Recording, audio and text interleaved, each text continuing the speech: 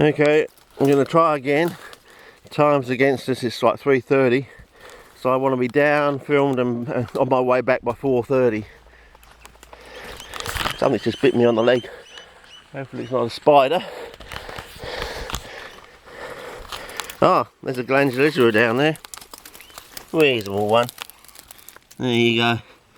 I haven't got the macro lens and I just took that off. I wasn't really too happy about that. I reckon I can do better shots with just the normal lens and bracing the camera against the tripod, as I learnt to do in 2008. Trying to get those headshots for Ziggy.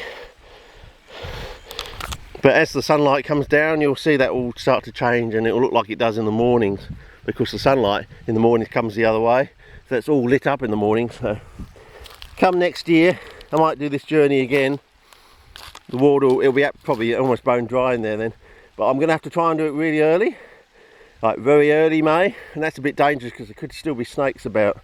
So you know, it's 2 of one, half a dozen of the other. You know, you come too late, you miss the plants at their prime. These do come up really early. I mean, I've never seen these ones flower. They're just too early. As I said, it's more like they're reminiscent of a WA species. One that comes up early, ones that flowers prolifically after a bushfire, all WA characteristics. So, as I always say, or like to suggest, is Praefolia is probably a remnant species of the bulbosa, Rosulata bulbosa group from WA, and Whittigeri is probably a remnant species of the Stolonifera complex, which would explain why on Kangaroo Island it's doing so much speciation over there, whereas Praefolia seems to be almost static and they're very conserved. Whereas if you go anywhere on Kangaroo Island, you see a slightly different variation of Whittigeri. You know, you go 10 k's down the road, slightly different form. And there is interesting ones around the Kelly Hill Caves area. There was a really strange, almost rotundifolia like looking one that was found on the crater edge of Flinders Chase National Park, and that's been a bushland that's been put aside since the early 1900s, so it's quite virgin bushland there. And if I can get across without treading on any sundews, there we go. Now see how fast that's flowing now. If I came back in like in early May, that would almost be barely a trickle, just damp patches, almost dried out. Here we go. We're now on to the promised land, and I can't see any Praefolias as yet, but there's plenty of I think these are auriculatas, yeah, smooth glabrous. You may have actually got a bonus today because the sunlight's on this side. You probably got the sunlight coming through them. So anyway, here's one. See, there's a Praefolia. It's starting to almost go into dormancy there. It's starting to redden up again.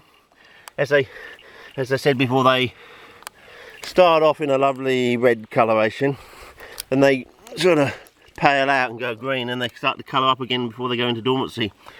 That's different compared to Drosophila whittigeri, and you might want to try and compare those sort of observations with members of the Stolonifera complex. A few in there that you can see they're starting to.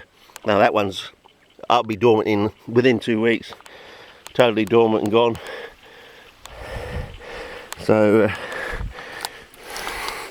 yeah, you can see they're starting to go now. But lucky the jelly mould isn't as bad as it usually is when they come down like middle of the year sort of thing. You can see the seeping of the water. You can see that sun flare or flash of the water on the soil there. Yeah, as you can see the slope. Oh, see, it's like 40 degrees but at an angle that way as well. Like, you know, what do they call it in mathematics? Something cone, like a slant off to the side. Yeah, it makes it even more dangerous. So I think I may just try and get up here and without slipping, and then I think I'm going to have to call it a day actually, because it's still too dangerous to go with Crocs on. But as I said, I need the comfort because I just wouldn't be able to do it without. Okay. See, up there where that tree is, up there, round the base of that tree up there is all the clinker, and you can see the slope there. That's almost 45 degrees there. Without boots, there's no way really. You have to have crampons, I reckon, to get up there. I did it once. It was a nightmare. I don't really want to do it again. I just can't do it in Crocs. It's just insane. But anyway, at least I got you there. I might just take you over to this bit here because oh, I can hang on to some vegetation. There's a bit of what do you call dodder here. You can see the water there on the ground. You can see they're starting to really stand out now. These red. Whoa! See, told you. Oh, I've got a wet bum now. Whoa! I'm sliding. Oh, I've got no traction at all. Oh, I can't even get up properly. I might break a leg if I don't do it properly. Whoa! But oh, I'm just going to have to get dirty knees, I reckon. But here you go. See how small they are compared to my hand? Yeah, look like a very small. Could be due to the fact there's so much zinc in the soil. But you can see the regolith coming through there. If I stamp on that, if I could stamp on that without killing myself. But yeah, I don't know if I can I'm going to have to crawl over there, I reckon. There's no way I'm going to get over there standing up. And I'm sliding on my knees. Do I get to... Oh, there's an orchid there. Look at that, there's a little sun orchid there. It's going to open up in a few days' time. But yeah, I'm just getting too old for this. I'm nearly 50, you know that, don't you? I'm 47, rapidly heading towards 48. I mean, here we go. There you go. More shots of the promised land. Hope I haven't damaged the camera. Whoa! As I said, I'm risking my life for you. As I said, you can see the sunlight coming through there. Oh God, I've got to go down this way. Apparently, there's supposed to be some banana around here somewhere. It's actually listed in the register, but some chaps told me it's actually outside the park. Some chaps told me it's in, so until I find it, I don't know what the truth is. But maybe that's a trip for another year. But don't you just love the scenery? If it wasn't so bloody deadly, you'd spend more time here. I'm tempted to take my shorts off and show you the wet patch on the back where I slipped over. That's the sort of chap I am. Yeah, nothing weird, nothing sus, but you know, just to show that yeah, it wasn't a setup or anything. I really did slip there, but I think we'll try and come back early May next year. Maybe with Robert Gibson, I don't know. But I think Robert should actually come middle of the year, say, as we cross over from June into July. I think he should stay for 2 months. End of June, right through July, maybe early August. So we can look at the basal rosettes of Hookerii and this new one that we found in the back of Cobra Forest, which probably is related to others, because I don't know if I've told you this, but Chris Kopecky of the ACPS used to bring in these really colourful, I think he called them auriculatas, and yeah, they were really colourful, and I think we called it the Wimmera form.